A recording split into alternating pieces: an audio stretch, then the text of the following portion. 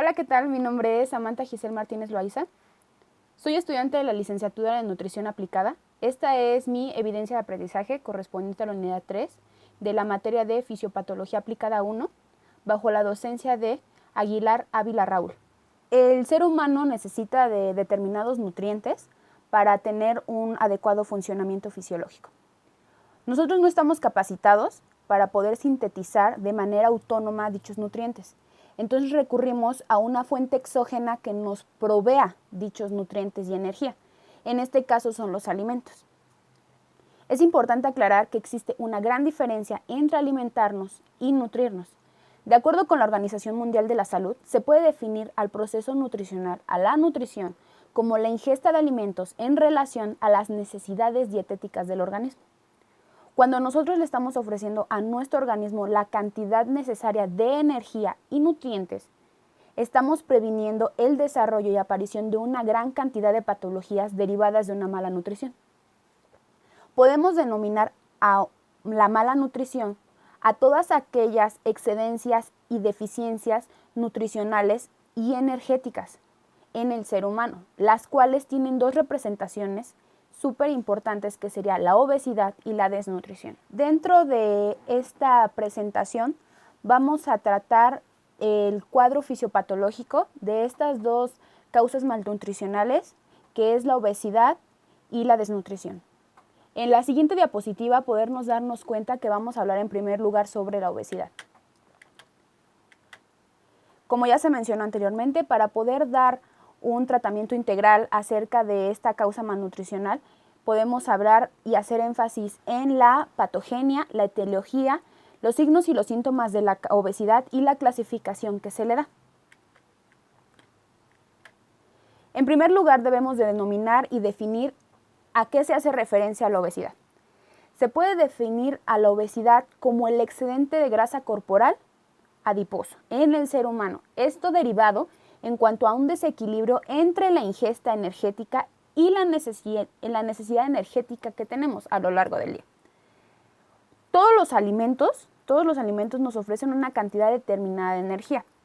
La unidad que se utiliza para definir cuánta energía nos provee un alimento en cuanto lo ingerimos son las calorías. Es decir, que cuando vemos un alimento que tiene determinada cantidad de calorías, es la cantidad de energía que nos está proveyendo cuando la ingerimos. En primer lugar, vamos a hablar sobre la patogenia de la obesidad. ¿Qué estamos haciendo referencia en cuanto a la patogenia? Estamos hablando simple y llanamente sobre las causas que originan este cuadro malnutricional, ¿sí? Las causas que originan la obesidad son variadas, dado que la obesidad es multifactorial, es decir, existen diversos factores que tienen influencia sobre el desarrollo de esta enfermedad. Pueden ser desde factores ambientales, factores genéticos, factores psicosociales, factores alimenticios y factores económicos. Como podamos darnos cuenta, cuando una paciente o una persona desarrolla una enfermedad de obesidad, un cuadro de obesidad, quiere decir que existe una gran diversidad de factores que tienen incidencia en cuanto al desarrollo de esta enfermedad. Va más allá de la simple y llana decisión de qué ingerimos, cuánto ingerimos, porque ese tipo de decisiones se van incluidas en el factor alimenticio. La obesidad tiene una gran diversidad de factores que tienen desarrollo en esta causa malnutricional, que puede ser desde la seguridad alimentaria, la decisión cultural, la educación alimenticia que se le da al paciente desde etapas muy tempranas, el ambiente en el que se cree, la genética, qué tan predispuesto tenemos el poder desarrollar este tipo de causas malnutricionales. En la siguiente diapositiva podemos ver que se hace referencia a la etiología de la obesidad. ¿Qué origina la obesidad en primer lugar a nivel fisiológico? El ser humano necesita determinada cantidad de energía, tiene un requerimiento energético específico en cuanto al gasto energético basal, la actividad física que realiza la persona de manera individual y el efecto termogénico de los alimentos. En base a eso, se tiene un gasto energético total. Entonces, cuando nosotros tenemos un desequilibrio en cuanto a la ingesta diaria de energía en comparación con los requerimientos de energía, estamos proveyéndole al organismo una mayor cantidad de energía de la que necesita. Entonces, ¿qué sucede? Que esa energía, esa glucosa que no se utilizó, se almacena como reserva energética. Esa reserva energética se ve almacenada en forma de grasa, originando que poco a poco exista un aumento de peso corporal y de tejido graso en el organismo. Esto en las células encargadas de almacenar la energía en el ser humano, que serán los adipocitos. Estas células tienen la capacidad de aumentar su tamaño y su diámetro muchas veces, originando que la obesidad no tenga un freno. Entonces, ¿qué sucede? Cuando la persona, el paciente, tiene una ingesta energética constante y excedente, está originando que su cuerpo tenga un almacenamiento de grasa mayor al que se necesita y empieza a ver progresivamente un aumento de peso corporal. En la siguiente diapositiva se habla sobre los signos y síntomas de la obesidad. Dichos signos y síntomas pueden ser detectados a simple vista por el profesional de la salud y por el paciente, donde la ganancia de peso corporal y la acumulación de tejido graso son síntomas característicos de este cuadro malnutricional. El nutriólogo tiene a su mano un dato antropométrico que le permite calcular el grado de acumulación de grasa corporal del paciente. Este dato es el índice de masa corporal, conocido coloquialmente como IMC, esto debido a sus siglas. Este indicador nos proporciona la cantidad de peso que existe por metro cuadrado en el paciente. El resultado es el nivel de peso que se tiene en base a la talla, lo cual nos permite darnos cuenta si existe una excedencia o una deficiencia energética. En la siguiente diapositiva podemos ver que se nos pone la fórmula para calcular el IMC. Es peso expresado en kilogramos sobre la altura al cuadrado. Para calcularla se utiliza la unidad métrica de metros. El resultado que se obtenga se puede tomar en consideración la clasificación que se otorga para el IMC, donde menor que 18.5 nos está indicando que existe un bajo peso. El IMC ideal está entre 18.6 y 24.9. Cuando existe un IMC correspondiente a 25 y 29.9, es catalogado como sobrepeso. Cuando se obtiene un IMC de 30 a 34.9, existe obesidad grado 1, obesidad grado 2, perdón. Cuando existe un IMC resultante de 35 a 39.9, estamos teniendo obesidad tipo 3. Y cuando el IMC es mayor a 40, estamos hablando ya de obesidad mórbida. Como podemos darnos cuenta, el calcular el IMC en el paciente es una forma de saber si existe un peso corporal saludable para el paciente en relación a la talla que se tiene. Es una medida antropométrica objetiva, la cual nos permite calcular de manera sencilla, rápida y económica si está existiendo una ingesta energética equilibrada o está existiendo una excedencia o una deficiencia en cuanto a la ingesta de energía diaria. En la siguiente diapositiva podemos ver que se habla sobre la clasificación que se le da a la obesidad. Esto en torno a la distribución del tejido corporal o el excedente de tejido corporal. Puede ser clasificada la obesidad en tipo androide o en tipo ginecoide. Este par de clasificación que se le da a la obesidad tiene determinadas características y tiene determinados signos clínicos. Como podemos ver en la diapositiva, nos está presentando dos gráficos donde nos dan las características principales y los signos clínicos de cada tipo de obesidad. En primer lugar tenemos a la obesidad tipo androide, también conocida como tipo manzana. Esto debido a que existe una mayor distribución de grasa corporal en la zona superior del organismo. Es más frecuente en hombres y es más frecuente a partir de la tercera década de edad, en este caso a partir de los 30 años. Como ya se menciona anteriormente, tiene una mayor distribución en el área central del cuerpo. Cuando un paciente tiene obesidad tipo androide tiene un mayor riesgo de incidencia de desarrollar enfermedades crónico-degenerativas como lo es la diabetes mellitus, la gota, los cálculos renales, la colelitiasis, dislipidemias y este tipo de alteraciones lipídicas. Podemos ver que también tenemos un gráfico que nos explica lo que es la obesidad tipo ginecoide. También es conocida como obesidad tipo pera. Esto debido a que la acumulación de grasa corporal es mayor en la parte inferior del cuerpo. Es más probable o más frecuente que este tipo de obesidad sea desarrollado en mujeres. Es de tipo crónico. Empieza a tener desarrollo a partir de etapas como lo es la niñez, pero encuentra un punto alto en cuanto a la adolescencia. Las personas que tienen este tipo de obesidad tienen un mayor riesgo de desarrollar dificultades locomotoras, circulatorias y respiratorias. Es importante aclarar que sin importar el tipo de obesidad que se tenga, es una causa malnutricional que deriva en el desarrollo de una gran cantidad de patologías que pueden no solo aminorar la calidad de vida del paciente, sino acortarla. Es una causa malnutricional generalmente y tristemente con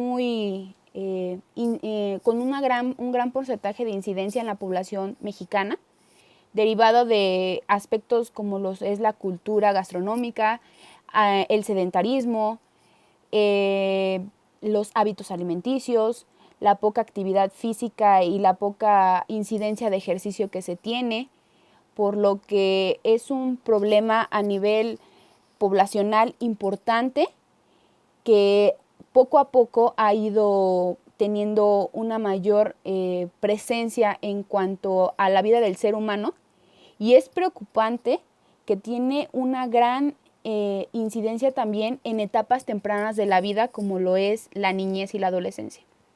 En la siguiente diapositiva podemos ver que vamos a hablar sobre la desnutrición.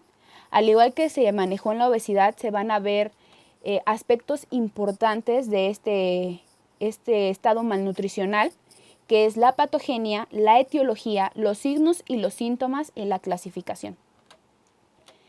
Podemos definir a la desnutrición como el estado nutricional deficiente en cuanto a la cantidad de energía y nutrientes que el organismo necesita.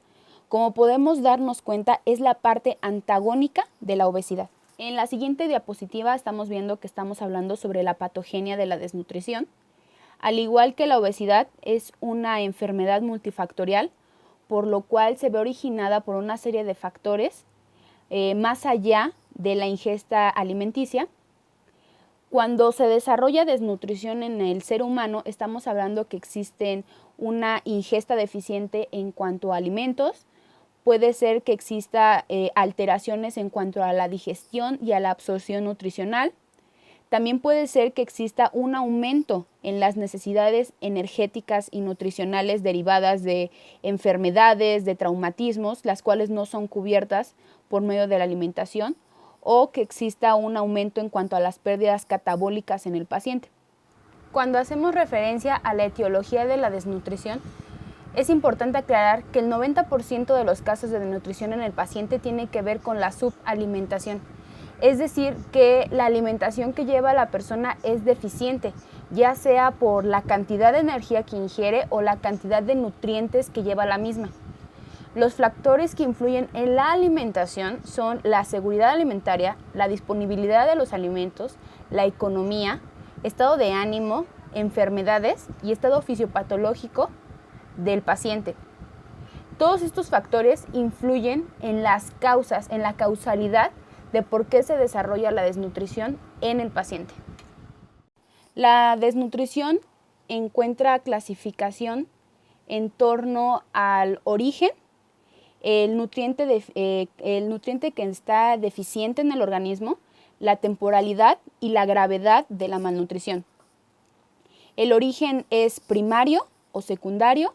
Los nutrientes deficitarios en el estado nutricional del paciente pueden ser energético, proteico o mixto, La temporalidad puede ser aguda, es decir, menos de 6 meses, o crónica, mayor a 6 meses. La gravedad puede ser leve, moderada o severa. En la siguiente diapositiva podemos ver que nos muestran los signos y los síntomas clínicos que puede haber en una persona que tiene desnutrición. Puede ser uno, varios o en su totalidad los signos y síntomas que se presenten. Es el enflaquecimiento del tórax, es decir, la disminución del tórax. Puede haber alopecia, cabello quebradizo, seco, uñas frágiles, sin brillo y sin crecimiento, piel seca, con descamación, áspera y sin brillo. Puede haber coloración en cuanto a puede haber cambios en la coloración de la lengua, ojos hundidos, mejillas deprimidas, estas son conocidas como facies de Voltaire, pérdida de peso involuntaria y obviamente una pérdida en cuanto a la masa grasa y la masa corporal muscular del paciente. En la siguiente diapositiva podemos ver que se nos ejemplifica una de las formas de clasificación de la desnutrición, que es en torno al déficit nutricional que se tiene. Aquí estamos viendo que se nos explican las características, signos y síntomas clínicos y lo que origina a la desnutrición energético-calórica conocida como marasmo. Podemos ver en el tipo de desnutrición que es el marasmo que existe una deficiencia en cuanto a la energía que se le proporciona al cuerpo. Es crónica, es decir, que es superior a los 6 meses lo que dura en el organismo. Las personas que tienen marasmo tienen una mayor adaptación en cuanto a su organismo, se adaptan a la cantidad de energía que se le proporciona, es decir, pueden funcionar con la mínima cantidad que se le ofrece en cuanto a la ingesta de energía por medio de alimentos. Cuando una persona sufre de marasmo, hay una disminución en cuanto a la cantidad de oxígeno que consume diariamente. Hay una presencia de fiebre. También podemos ver que cuando una persona o un paciente tiene marasmo, existe una disminución de peso, es originado a que hay una ingesta deficiente en cuanto a energía. Los signos clínicos que nos indican que una persona tiene desnutrición energética, que es el tipo de desnutrición que estamos viendo en esta diapositiva, es piel seca, hay una disminución en cuanto a los pliegues del cuerpo, hay una pérdida de peso, de masa muscular, de masa grasa. Una característica también muy significativa de las personas con marasmo es que siempre tienen un estado anímico irritable, hay una presencia constante de llanto. Cuando este tipo de pacientes tiene deficiencia energética crónica, como lo es el marasmo, puede presentar complicaciones en cuanto a su salud, que lo hace más susceptible a la frecuencia de desarrollo de infecciones respiratorias, infecciones en el tracto gastrointestinal. En el caso de infantes que sufren de marasmo, tienen retraso en el desarrollo. También es muy común ver en este tipo de desnutrición deficiencias específicas de vitaminas. En la siguiente diapositiva podemos darnos cuenta que nos están hablando sobre las características e información sobre otro tipo de desnutrición, donde vemos una deficiencia en cuanto al nutriente proteico. Es un ejemplo de desnutrición proteica, Kwashiorkor se llama. Este tipo de desnutrición es aguda, es decir, es en una temporalidad menor en comparación con el marasmo. Este tipo de desnutrición aparece cuando los requerimientos diarios de proteína no son cubiertos. Este tipo de desnutrición es más común en infantes a partir de 1 año de edad. También se suscita en personas que han visto un aumento en cuanto al requerimiento de proteína. Por ejemplo, pacientes que han tenido politraumatismos, cirugías mayores, infecciones graves, en donde los requerimientos de proteína se ven incrementados dado que es necesario un regeneramiento de algún tipo de célula, llámese cicatrización. Ese tipo de situaciones hacen que en el paciente hospitalario exista un incremento de proteína. Cuando esta no es cubierta, existe los antecedentes que favorecen el desarrollo de la desnutrición proteica. Por eso se dice que es aguda, porque al no cubrir la necesidad proteica del paciente, existe los factores idóneos para desarrollar este tipo de desnutrición. Los signos clínicos que hacen diferencia entre el marasmo y la desnutrición proteica es que existe una apariencia de edema en la zona abdominal. Como podemos darnos cuenta en la diapositiva que se nos muestra, estamos viendo a un infante con desnutrición proteica y vemos en la parte abdominal edema, presencia de inflamación. Este tipo de apariencia es muy característica en la desnutrición proteica. También podemos ver que hay una disminución en el tejido muscular. Podemos ver que también se producen lesiones en la piel. Y el comportamiento que suelen tener las personas o los pacientes con desnutrición proteica es que son asténicos. Dentro de las complicaciones que podemos ver en pacientes con desnutrición proteica es ver que hay mayores complicaciones derivadas de infecciones respiratorias y digestivas, alteraciones hidroelectrolíticas, hipoalbuminia, hipoproteinemia. Este tipo de complicaciones son comunes en personas con desnutrición proteica. Por eso es importante siempre ofrecerle a nuestro organismo la cantidad necesaria de nutrientes, porque si no estamos teniendo los factores idóneos para desarrollar estos cuadros malnutricionales. En la siguiente diapositiva podemos ver que se nos muestra la información relacionada con una combinación de la desnutrición proteica y de la desnutrición energética. Es decir, vemos una deficiencia en cuanto a la cantidad de energía que nuestro organismo necesita y la cantidad de proteína que nuestro cuerpo necesita de manera diaria. Este tipo de desnutrición es crónico y agudo, es decir, puede durar más de 6 meses en el organismo, pero su desarrollo es bastante rápido en comparación con el marasmo. Este tipo de desnutrición es muy común en el ambiente hospitalario. Los pacientes que se encuentran hospitalizados tienen un mayor riesgo de sufrir o desarrollar desnutrición. Este tipo de desnutrición en específico es común verlo en el ambiente hospitalario, por lo cual en pacientes que se encuentran de manera prolongada en hospitales o pacientes que llegan al sector hospitalario por traumatismos, choques, cirugías mayores, sepsis, situaciones donde se necesita un aumento de proteína, no se ve cubierto o hay complicaciones relacionadas con la patología que llevó al paciente a estar hospitalizado, no son cubiertas por medio de la alimentación, ya sea por problemas para deglutir, problemas para mascar, problemas digestivos que imposibilitan la digestión o la asimilación de nutrientes, hacen que no haya una correcta asimilación en cuanto a la energía y los nutrientes, llevando factores que llevan a presentar en el paciente hospitalario desnutrición mixta. El tipo de paciente que desarrolla la desnutrición mixta está expuesto a ver una disminución en cuanto a la reserva muscular, se ve una interrupción en cuanto a la síntesis proteica en el hígado. Es importante aclarar que dentro de los cuadros clínicos o los signos clínicos que se presenta la desnutrición mixta, es una combinación de la desnutrición energética y de la desnutrición proteica. En la siguiente diapositiva podemos ver que como subtítulo tenemos la evaluación integral en la obesidad y en la nutrición.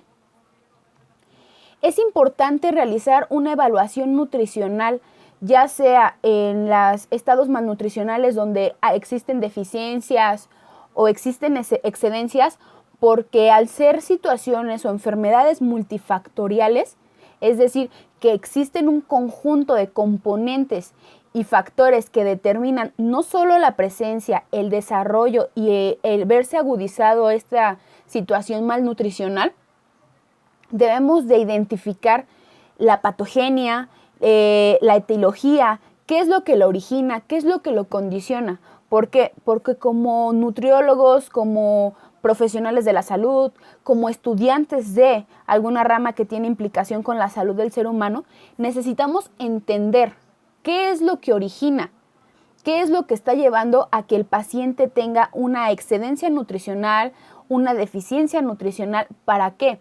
Para que todo esto nos dé el mejor diagnóstico a seguir, para corregir el estado nutricional del paciente, evitar que haya una agudización en cuanto a la progresión del estado malnutricional, y esto se da si tomamos en cuenta el ABC del estado nutricional. ¿A qué me refiero? Factores antropométricos, factores bioquímicos, factores clínicos y factores dietéticos. Si nosotros tomamos en cuenta todo esto en relación al estado del paciente, vamos a tener el mejor diagnóstico para tratar la causa malnutricional del paciente, ayudarlo a recuperar la salud. Esto por medio de una alimentación adecuada y un tratamiento médico integral. Es decir, en pacientes que tienen situación severa en cuanto a desnutrición, necesitan en algunas ocasiones ser hospitalizados o ser realimentados por medio de otras vías, tal vez vía enteral, vía parental, situaciones que no pueden ser cubiertas de manera ambulatoria, o en pacientes que han llegado a tener obesidad mórbida, que no pueden ser solamente atendidos bajo un plan nutricional o sobre dietoterapia y necesitan cirugía para corregir los problemas de obesidad que se tienen, o ya existen complicaciones derivadas de la obesidad tan importante, tan riesgosa que se tiene.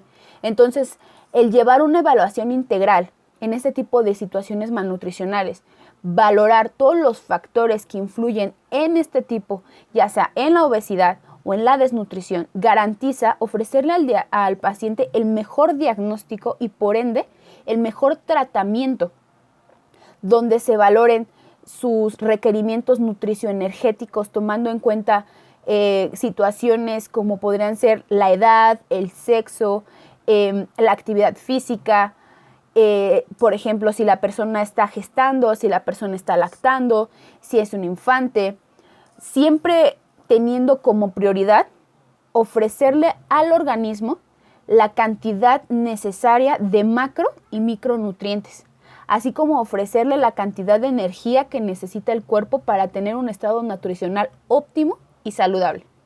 En la siguiente diapositiva podemos ver que se nos presenta un síndrome llamado síndrome de realimentación.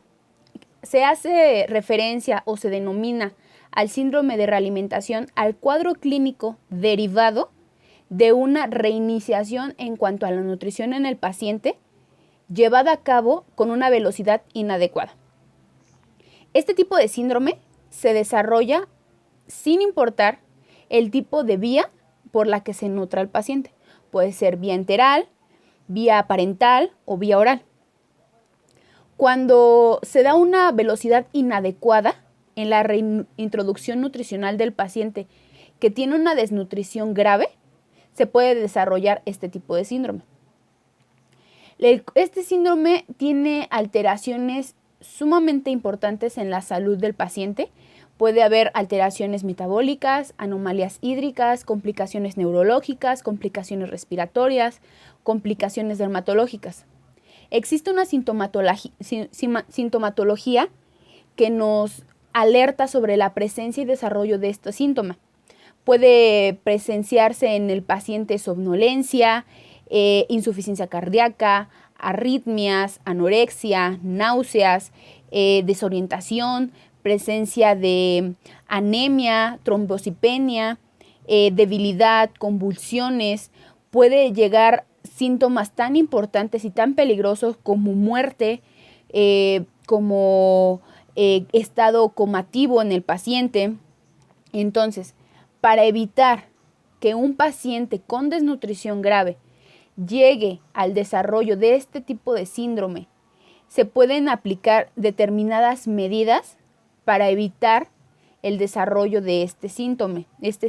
Entonces, Algunas de ellas con carácter nutricional puede ser iniciar la alimentación, la realimentación del paciente de manera gradual, siempre buscando evitar la sobrealimentación en el paciente, siempre tomando en cuenta que existen determinados requerimientos nutricionales que sí deben de ser cubiertos, pero no deben de ser excedidos. Un ejemplo de esto es el aporte proteico. Se estima que un paciente con desnutrición grave requiere un requerimiento proteico de 1.2 a 1.5 gramos por kilo que pesa el paciente al día. Tiene una ingesta recomendada de 100 a 150 gramos de glucosa. Siempre se debe de buscar evitar la sobrealimentación, la sobresaturación a un organismo que se ha visto, que ha sido privado durante un tiempo largo de nutrientes y energía, que si bien es importante y siempre se busca corregir estos estados malnutricionales como lo es la desnutrición, también se debe de evitar una sobrealimentación, una sobresaturación de energía y nutrientes que desencadenen otro tipo de complicaciones que son negativas para la salud del paciente. Para concluir, puedo decir que llevar una alimentación adecuada, que sea inocua, que sea variada, que sea completa, que sea equilibrada, es la mejor alternativa para tener un estado nutricional saludable que nos evite el desarrollo de enfermedades crónico-degenerativas que incrementen las morbilidades y que también incremente la mortalidad, el riesgo de mortalidad en el paciente. En el ámbito hospitalario es muy importante la evaluación nutricional dentro de una temporalidad de 24 a 48 horas después del ingreso del paciente. ¿Por qué? Porque este tipo de valoraciones nos indican los pacientes que se encuentran en riesgo de desarrollar algún tipo de desnutrición. Entonces, ¿qué pasa? Cuando pacientes en calidad de hospitalización, pacientes que se encuentran internados y desarrollan una causa malnutricional como es la nutrición, pueden tener retraso en su recuperación, ver alargada la estancia hospitalaria, ver un incremento en cuanto al riesgo de complicaciones en su patología o en los traumatismos que lo llevaron a estar hospitalizado, hasta ver un incremento en cuanto al costo total del tratamiento médico. La obesidad, tristemente, y la desnutrición, pero comúnmente en ciudades, en población grande, es muy común tener la presencia de obesidad y sobrepeso. Se ha vuelto un problema de salud no solo importante a nivel comunidad, al nivel estatal o a nivel nacional. Es un problema malnutricional con gran importancia a nivel mundial. Cada vez es más común tratar de normalizar o romantizar a la obesidad y al sobrepeso. Esto va más allá de ser flacos o estar gordos. Esto va más allá de la composición corporal del paciente. Esto no se trata de tener un peso adecuado por vanidad. Esto se trata de estar sanos. Debemos de entender que no podemos normalizar a la obesidad porque estamos haciendo un daño a nuestra salud. Estamos alterando el funcionamiento fisiológico de nuestro organismo. Estamos incrementando el riesgo de desarrollar complicaciones, alteraciones, patologías que van a hacer menor nuestra calidad de vida y van a acortar nuestra vida. Esto se va más allá de tener una autoestima saludable y de aceptarnos y de amarnos como somos. No podemos normalizar a un estado malnutricional como lo es la obesidad. No podemos tratar de ver como algo normal tener un excedente de peso corporal y de grasa corporal. Debemos de adoptar hábitos saludables, hábitos que nos lleven a tener un estilo de vida saludable, dejar de lado el sedentarismo, hacer elecciones inteligentes en cuanto a la ingesta de alimentos, a las técnicas culinarias con las que preparamos nuestros alimentos. Debemos de llevar una vida saludable para que se vea reflejado en un estado de salud y en un estado fisiológico adecuado. Para terminar esta presentación podemos ver que en la última diapositiva tenemos la bibliografía utilizada para la realización de esta presentación. No me queda más que agradecerles y desearles un buen día. Saludos.